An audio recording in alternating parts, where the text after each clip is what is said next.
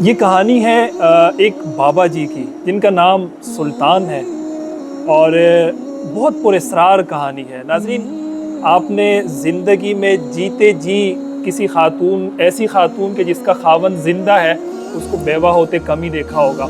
ایسا بچہ جس کا باپ زندہ ہے، اس کو آپ نے یتیم ہوتے کم ہی دیکھا ہوگا۔ ایسے بچے کو یتیم نہیں کہا جاتا کہ جس کا باپ زندہ ہو، لیکن یہ کہانی ایک ایسے بچے کی ہے، ایک ایسی بیوہ کی ہے جس کا خاوند زندہ ہے۔ کہانی کیا ہے؟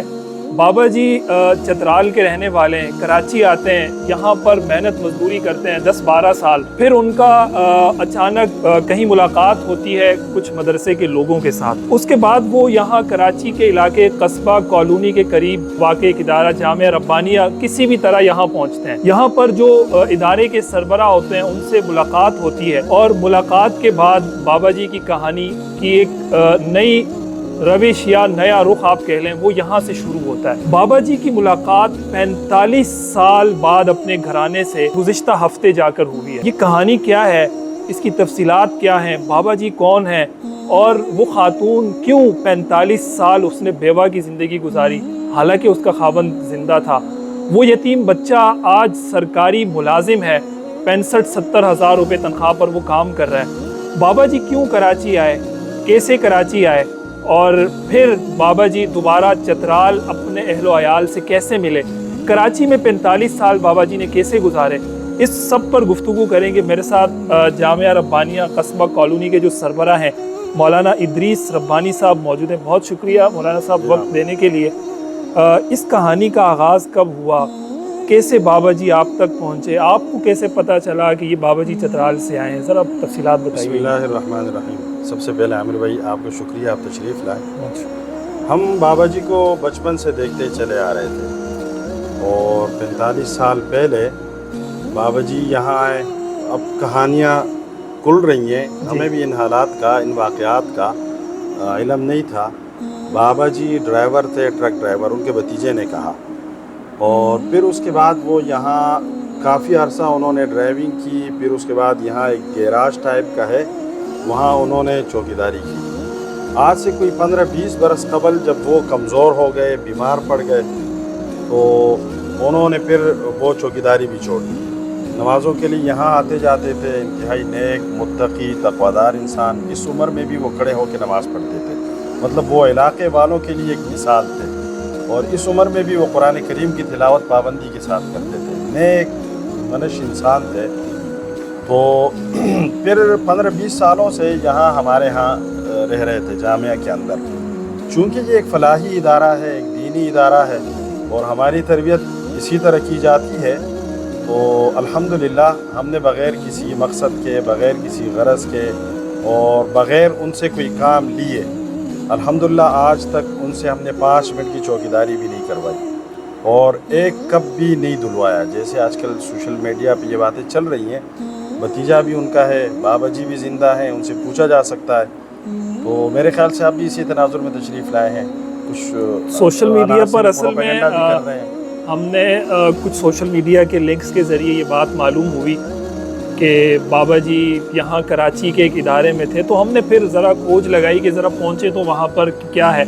پھر کچھ تحریریں بھی ہمارے سامنے آئیں، پھر کچھ حضرات نے یہ بھی کہا کہ بھئی 45 سال ایک آدمی اگر کراچی میں گزارتا ہے، وہ تو ٹھیک ٹھاک مال جمع کر لیتا ہے، تو کیا وہ مال اس ادارے نے ہڑپ کر لیا؟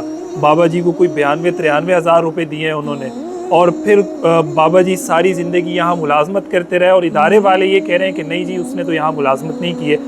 ان سب باتوں میں کتنی سچائی ہے، کتنی حقیقت ہے، وہ تو ظاہر ہے ہم تھوڑا سا وزٹ کر کے یہ بھی سنا کہ آپ نے کوئی کمرہ بھی ان کے لیے مختص کیا تھا، وہ وہاں سوتے بھی تھے، ان کی خدمت بھی ہوتی تھی۔ میں کوشش کروں گا کہ 2-4 طلباء سے بھی رائے لے لوں، ان سے بھی میں پوچھ لوں کہ بابا جی کیا حال احوال، تو ان باتوں میں کتنی حقیقت ہے؟ ان کے لیے کمرہ بھی دیا ہوا تھا۔ میں ایک ذمہ دار آدمی ہوں، میں امام ہوں، میں خطیب ہوں، اور پورا علاقہ مجھے جانتا ہے۔ میں اب میڈیا پہ آ کے جھوٹ بولوں گا تو میری وہ ہوگی نا، جگنسائی ہوگی، ظاہر ادارے کی ہوگی۔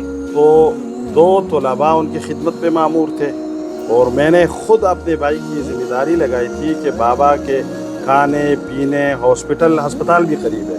اب یہ آخری دنوں میں ہفتے میں 2 دفعہ نہیں تو 1 دفعہ تو لازمی ان کو لے جایا جاتا تھا ہاسپٹل۔ اچھا، بابا آخر میں بہت، اور اخراجات सब इदारा अल्हम्दुलिल्लाह सब इदारा और मेरी तरफ से। ज़ाहिर है वो तो कोई काम धंधा कुछ नहीं करते थे। जी हाँ। और उनका पूरा जितना अरसा वो यहाँ, कितना अरसा रहे बाबा जी यहाँ? तकरीबन हम तो बचपन से देखते आ रहे हैं। अच्छा। हम तो मोहतात अंदाजे से 15-20 साल कह रहे हैं, लेकिन वो बचपन से हम उसको देखते आ रहे हैं कि इसी इदारे में थे।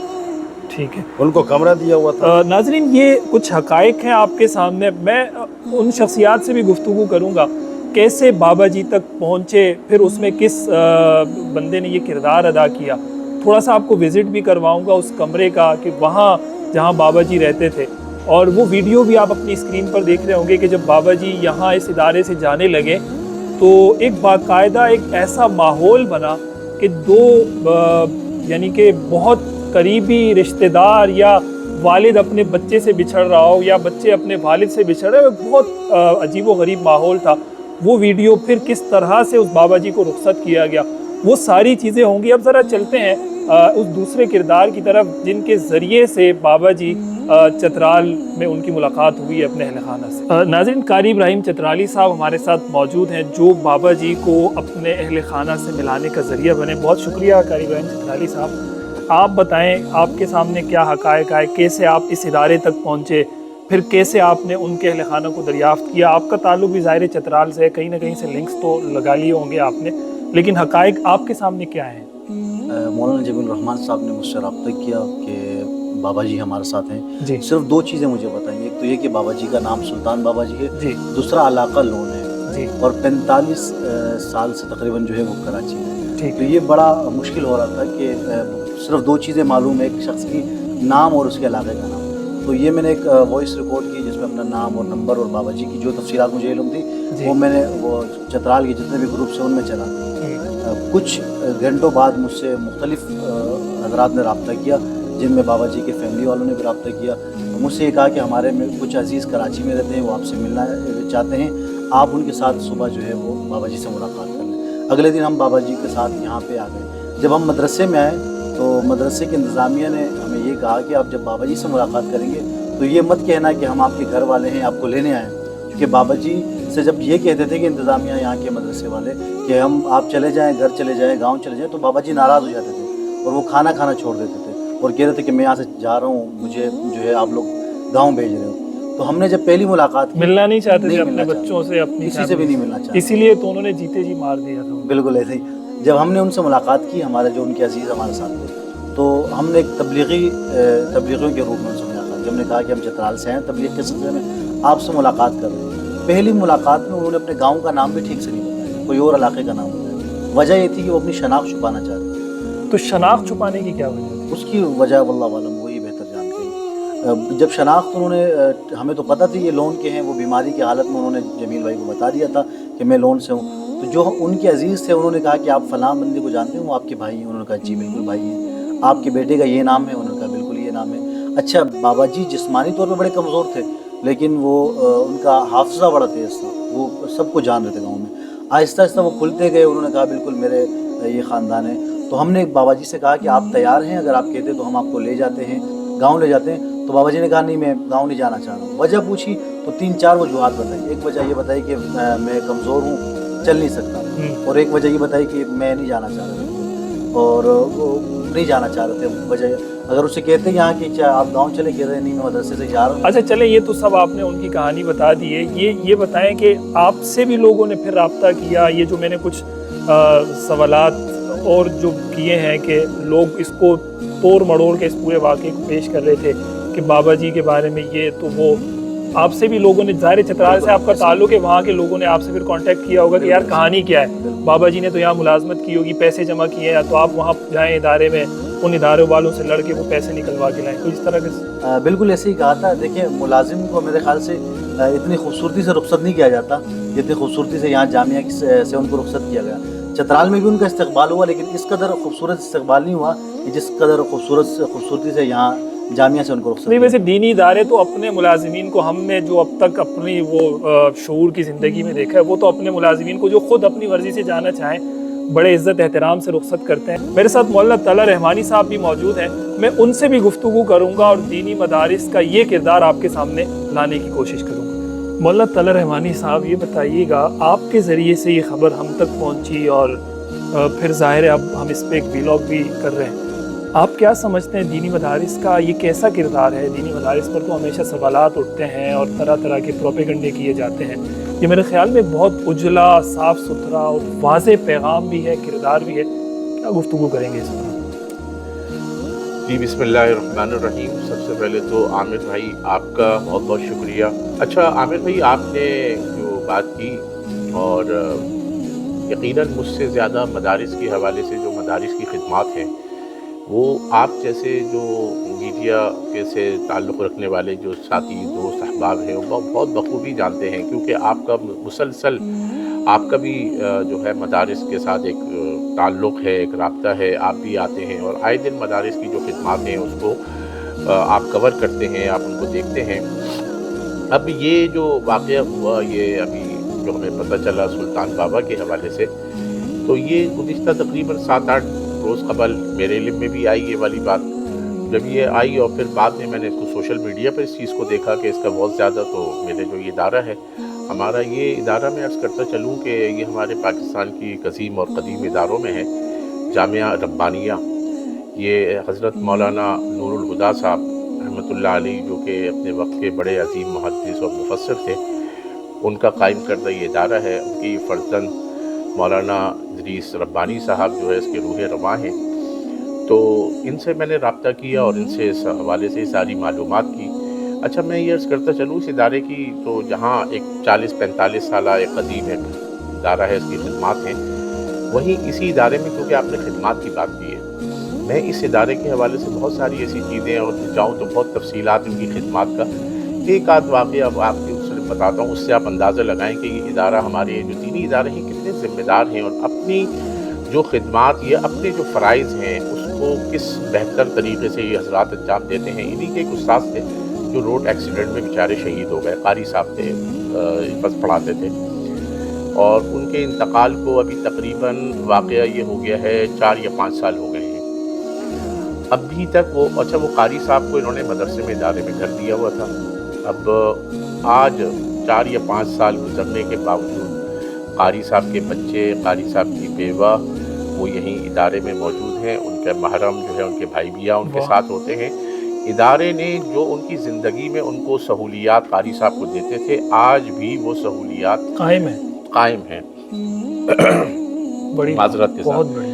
دوسری بات یہ کہ جس طرح قاری صاحب کا جو مشاعرہ ہوگا، تنخواہ ہوگی، تو وہ تنخواہ جو جس طرح اس وقت دی جا رہی تھی وہ آج بھی دی جا رہی ہے، بلکہ بڑھا کر، جو مطلب ہر سال جو ایسا ہوتا ہے اداروں میں جو ہوتا ہے اضافہ اس کے ساتھ. اور ان کا دیگر، مجھے وہ اس طرح کا یہ واقعہ مجھے یوں پتہ چلا کہ ابھی گزشتہ دنوں وہی قاری صاحب جو ہیں ان کے بیٹے کا ایک ایکسیڈنٹ ہو گیا. بیٹا جو ہے اس کے پیر میں لگ گئی. مولانا ادریس صاحب جو اس ادارے کے روح رواں ہیں میرے ساتھ تھے، ان کو فون آیا اور یہ جناب، بعد میں نے ان سے پوچھا تو پتہ یہ چلا کہ وہی جو قاری صاحب جو روڈ ایکسیڈنٹ میں بیچارے شہید ہوئے تھے ان کے بیٹے کا تھا. مولانا ادریس ربانی صاحب ایسے پریشان ہو گئے جیسے یقیناً مطلب اپنی ایک سگی اولاد اپنی ہوتی ہے، وہی تکلیف وہ میں نے محسوس کی.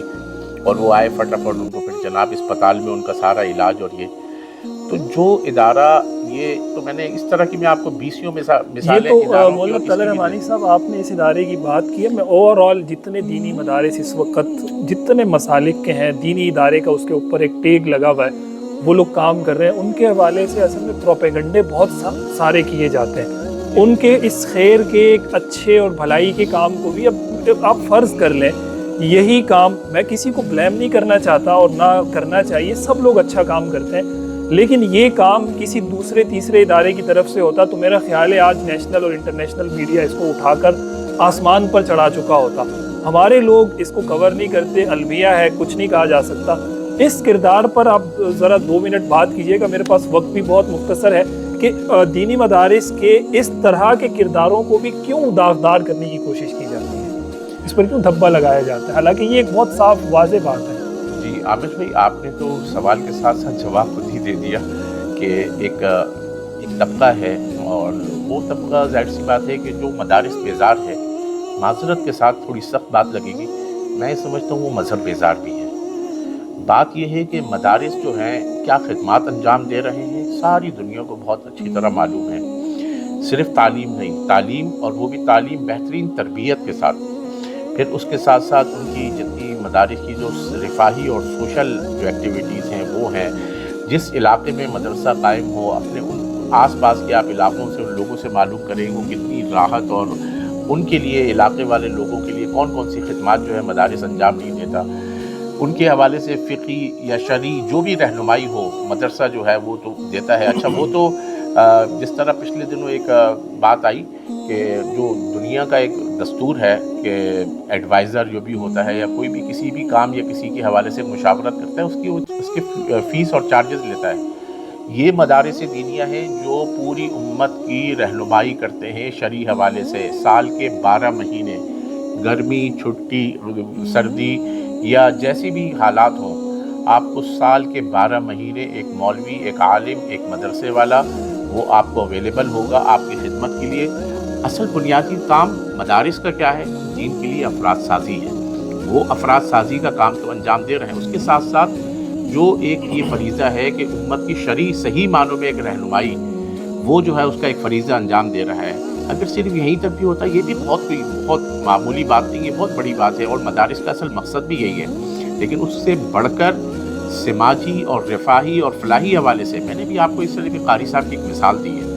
اس طرح کی میں کراچی میں آپ کو ہزاروں نہیں لاکھوں مثالیں دے سکتا ہوں. جس ادارے میں آپ جائیں اس ادارے کی آپ خدمات کا وہ کریں. ابھی یہ بابا جی کا ذکر چل رہا تھا، بابا جی کے حوالے سے آپ نے پوچھا. ہمارے یہاں مدارس میں کیا ہوتا ہے جو دیگر اداروں میں جو سلسلہ ہے 60 سال کے بعد وہ ریٹائرڈ ہو جاتا ہے. اچھا پھر اس کے بعد وہ پینشن پر اپنا ان کو گزارا کرنا پڑتا ہے. وہ بھی گزارا کرتے ہیں ان کے گھر والے بھی گزارا کرتے ہیں. بنسبت ہمارے یہاں دینی اداروں میں جو جتنی عمر کا ہو جاتا ہے جتنا بڑا اتنا قابل احترام ہو جاتا ہے. عزت اور تکریم میں اضافہ ہو جاتا ہے. عزت اور تکریم کے ساتھ ساتھ ان کی جتنی مراعات ہیں. اچھا پھر اس میں یہ ہے کہ انسان ہیں فطری طور پہ امراض لگے ہوتے ہیں، ان کی فیملی کے ساتھ لگے ہوتے ہیں.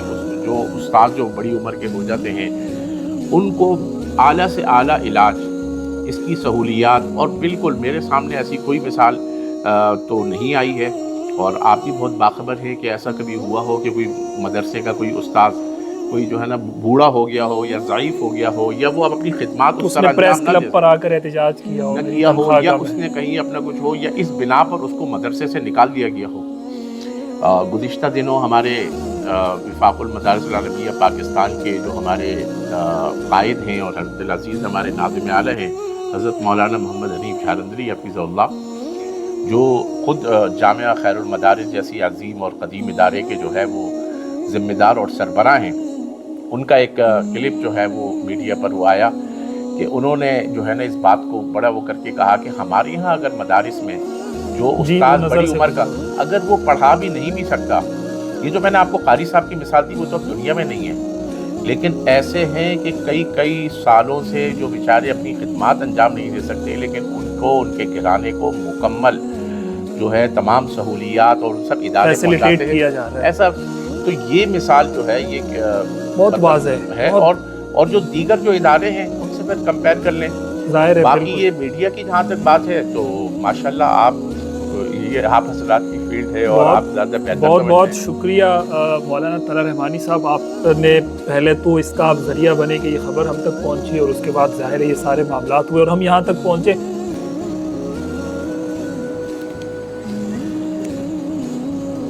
یہ وہ اس ادارے کی مسجد ہے مولانا جس کے بارے میں آپ گفتگو کر رہے تھے، تو وہ کمرہ کس طرف ہے؟ تو اس کمرے کی طرف بھی ہم جائیں گے. آئیے مسجد کا ایک نظر وزٹ کر لیتے ہیں.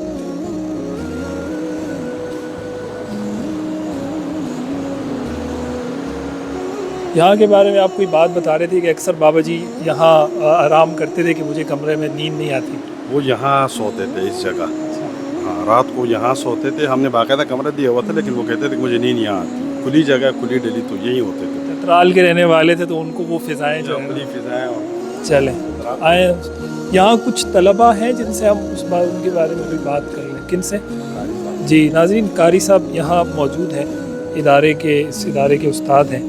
ان سے تھوڑی سی بات کرتے ہیں یہ بابا جی کے بارے میں ان کی کیا رائے. السلام علیکم جی. بہت شکریہ قاری صاحب. بابا جی جو یہاں ایک عرصے سے مقیم تھے اور اب وہ اپنے اہل خانہ سے جا کر مل چکے ہیں، ان کے بارے میں بہت ساری باتیں سوشل میڈیا پر مختلف حوالوں سے کی جا رہی ہیں. آپ ان کے بارے میں کیا کہیں گے, کیسا پایا, اور پھر اس ادارے میں ان کا رہنا, یہ ساری چیزیں. تو بابا جی تو یہاں حضرت شیخ صاحب رحمۃ اللہ علیہ وہ حیات تھے, تو اس وقت بابا جی کو یہاں وہ کافی ضعیف تھے, تو یہاں اجازت دے دی رہنے کے لیے. اس لیے کہ باہر ادھر ادھر کافی کوشش کیا مگر اس کو کوئی ایسا رہائش نہیں مل سکا. پھر یہاں شیخ صاحب نے اجازت دے دی, کھانا پینا سب مدرسے کی طرف سے. پھر اتنا ضعیف ہو گیا کہ بیچارہ کبھی کبھی جو ہے نا وہ پیشاب بھی بیچارے سے نکل جاتے نا. پھر طلباء ان کی خدمت کرتے. آپ کو یاد ہے بابا جی کب یہاں آئے تھے, وہ آنے کا زمانہ؟ تقریباً 7-8 سال یہاں ان کا ہوا تقریباً. نہیں, وہ کس سن میں آئے تھے یہاں پر؟ 16 تقریباً. ہاں جی. تو آپ کی ان سے دعا سلام رہتی تھی, کوئی حال آباد؟ نماز پڑھتے رہے ہمارے پیچھے, ادھر نمازی تھے, یہیں رہتے تھے, یہاں سوتے تھے مسجد کے اندر. وہ پیچھے کمر بھی تھے مولانا ادریس صاحب نے, وہاں رہتے تھے باقاعدہ. یہاں کے طلباء اور اساتذہ کے ساتھ سنے بڑے گھل مل گئے تھے, بہت ان کے محبوب بن گئے. اصل میں وہ زیادہ باتیں وغیرہ نہیں کرتے تھے نا, خاموش طبیعت تو ذرا اس وجہ سے. جی ہاں. چلیں جی, بہت شکریہ. کچھ یہاں وہ جو طلباء ان کی خدمت کیا کرتے تھے ان سے ذرا معلوم کرتے ہیں کہ وہ بابا جی کے ساتھ ان کا کیسا رویہ رہتا. ناظرین, اس ادارے کے طالب علم میرے ساتھ موجود ہیں. بہت شکریہ. آپ کا نام اور کب سے آپ اس ادارے میں پڑھ رہے ہیں, اور بابا جی کے ساتھ آپ کا رویہ کیسا رہا, آپ نے ان کی خدمت کی, اس حوالے سے ذرا بتائیے. السلام علیکم. میرا نام تو نثار ہے اور میرا تعلق علیہ سے ہے, اور میرے اس مدرسے میں تقریباً 2-3 مہینے ہو رہے. تو بابا جی کے یہاں پہ جتنے بھی طلباء کرام ہیں, سب طلباء کرام بابا جی کی خدمت کرتے تھے. وہ بالکل ضعیف ہو چکے تھے اور خدمت کے محتاج تھے, اور تقریباً 15-20 سال سے وہ یہاں پر مقیم تھے, اور حضرت شیخ رحمہ اللہ نے ان کو یہاں پر جگہ دی تھی. تو وہ بہت زیادہ ضعیف ہو چکے تھے. کبھی کبھار وہ پیشاب جو ہے نا وہ اپنے بستر پر کر لیتے تھے, تو طلباء اس کی خدمت کرتے تھے, اس کو صاف کرتے تھے. اور اس کے بعد جب بیمار ہوتے تھے تو طلباء کرام اس کی خدمت کرتے تھے, اس کو اسپتال لے کے جاتے تھے. تو یہاں ادارے میں وہ کوئی ملازمت کرتے تھے, چوکیداری یا کوئی اس طرح کا کام, یا بس ایسے ہی رہتے تھے یہاں؟ مدرسے میں تو انہوں نے یعنی کوئی ملازمت وہ نہیں کرتے تھے, اور ملازمت اس نے تقریباً وہ کرتے تھے مدرسے سے باہر. اور جب وہ ملازمت کیا ملازمت کرتے تھے, آپ کو اس کا کچھ پتہ ہے وہاں وہ کیا؟ باہر وہ یہی جو مزدوری وغیرہ ہوتے, وہ اس کے جو دوست ہیں جن کے ساتھ وہ کام کرتے تھے وہ ابھی بھی ہے. اور جب ان کا پتہ لگ گیا تو وہ پھر آئے تھے اس کے پاس ملنے کے لیے. تو مدرسے کے اندر وہ کوئی بھی کام نہیں کرتے تھے. وہ جب ضعیف ہو چکے تھے تو حضرت شیخ رحمہ اللہ نے ان کو جگہ یہاں پر. یعنی مدرسے نے ان کو بغیر کسی ملازمت کے یہاں پر ویسے ہی احساناً رکھا ہوا تھا, یعنی ان کے اوپر ایک احسان تھا. جی ہاں بالکل اس طریقے سے. وہ یہاں کوئی ملازم نہیں تھے, کوئی چوکیدار نہیں تھے, کسی قسم کی ان کی تنخواہ مقرر نہیں تھی کوئی؟ نہیں, مدرسے والے نے یہاں تک کہ ان سے جو ہے نا کوئی بھی کام نہیں لیا. اور یہ حضرت شیخ رحمہ اللہ نے ان سے کوئی پیسے وغیرہ کوئی اس طرح کی چیز بھی نہیں لی مدرسے نے کہ آپ یہاں رہ رہے ہیں, ہمیں پیسے دیں, رینٹ دیں, کرایہ ادا کریں؟ نہیں, 1 روپے بھی ان سے نہیں لیا. باقاعدہ یہ ہے کہ اس کو جو لوگ باہر سے یعنی احسان کے طور پر جو اس کو پیسے دیتے تھے, وہ اپنے پیسے باہر لوگوں کے ساتھ رکھواتے تھے. اور جب ان کا پتہ لگ گیا تو اس کے بعد ان کے جو پیسے تھے لوگوں کے ساتھ, تو وہ لوگوں نے لا کر ان کو پھر کھانا پینا, علاج وغیرہ یہ سب کیسے ہوتا تھا؟ یہ کھانا پینا تو الحمدللہ مدرسے کی طرف سے ہوتا تھا, اور اس کا علاج اگر اس کو باہر اسپتال میں لے کے گئے تو وہ بھی مدرسے کے ہمارے جو محتمم صاحب ہے مولانا ادریس صاحب, انہوں نے اپنی جیب سے دیا ہے. ان کے جو چھوٹے بھائی ہے مولانا جمیل صاحب, اور اس طریقے سے مولانا خلیل صاحب ہو گئے. تو یہ سارا خرچہ جو ہے. ناظرین, یہ اس مدرسے کے طالب علم ہیں, انہوں نے آپ کے سامنے یہ حقائق ایک رکھے ہیں. میں نے رینڈم ایک طالب علم کو وہاں سے اٹھایا اور اس سے سوال کیا کہ آپ اس بابا کے بارے میں کیا جانتے ہیں. یہ کوئی پلانٹیڈ نہیں ہے, اور میں نے آپ کے سامنے ان سے وہ سارے سوالات کیے ہیں جو آپ اپنے دل میں سوچ رہے ہیں. اور آپ سوچ رہے ہیں کہ یار شاید وہ یہاں ملازم تھے, آپ سوچ رہے ہیں شاید اس مدرسے نے ان کے پیسے کھا لیے, یا وہ لوگ جو اس طرح کی باتیں سوچ رہے ہیں یا سوشل میڈیا پر لکھ رہے ہیں. آئیں ذرا چلتے ہیں بابا جی کا وہ کمرہ دیکھتے ہیں, اس کا بھی آپ کو وزٹ کرواتے ہیں. یہ ناظرین وہ کمرہ ہے جس میں بابا جی رہائش پذیر تھے, اور ان کی زندگی کے کوئی کم و بیش 15 سال اس کمرے میں گزرے ہیں. ظاہر ہے وہ 45 سال بعد اپنے اہل خانہ سے جا کر ان کی ملاقات ہوئی ہے, لیکن وہ جب کراچی آئے چترال سے, کس ذریعے سے آئے, کیسے آئے, کسی کو نہیں پتہ, لیکن بس وہ آئے اس کے بعد ایک جگہ پر انہوں نے مزدوری کی اور وہ ٹرک چلایا 3 4 5 سال جتنا انہوں نے، پھر کسی ذریعے سے وہ یہاں اس علاقے میں آئے اور پھر اس علاقے میں وہ کسی ذریعے سے اس ادارے تک پہنچے اور اس کے بعد پھر ان کا جتنا عرصہ گزرا وہ یہیں پر گزرا اس کمرے کے اندر۔ یہ اس جامعہ ربانیہ قصبہ کالونی جہاں میں موجود ہوں، اس ادارے نے یہ کمرہ بابا جی کے لیے مختص کیا ہوا تھا۔ یہ میرا خیال ہے ان کا بستر ابھی بھی لگا ہوا ہے، پنکھا ابھی بھی یہاں پر پڑا ہوا ہے۔ یہاں پر بابا جی سوتے تھے، آرام کرتے تھے اور ان کی تمام ضروریات کا خیال رکھا جاتا تھا۔ اور اس کے بعد پھر بابا جی سارا آپ نے دیکھ لیا ہے کہ کس طرح سے وہ اپنے اہل خانہ سے ملے۔ تو یہ ایک بہت واضح، صاف ستھرا اور ایک زبردست کردار ہے دینی مدارس کا۔ اس کردار کو سامنے آنا چاہیے اور اس پر پروپیگنڈا کرنے والوں کو بھی بے نقاب ہونا چاہیے کہ مدارس کے اس طرح کے اجلے، صاف ستھرے اور واضح کردار کو بھی داغدار کرنے کی کوشش کی جاتی ہے۔ امید ہے میرا یہ پیغام ان لوگوں تک ضرور پہنچے گا اور مدارس سے محبت کرنے والے دینی اداروں سے، علماء سے محبت کرنے والوں تک بھی یہ پیغام پہنچے گا۔ اجازت دیجیے گا اپنے میزبان عامر عثمانی کو، انشاءاللہ نیکسٹ ویلاگ میں پھر آپ سے ملاقات ہوگی۔ اللہ نگہبان۔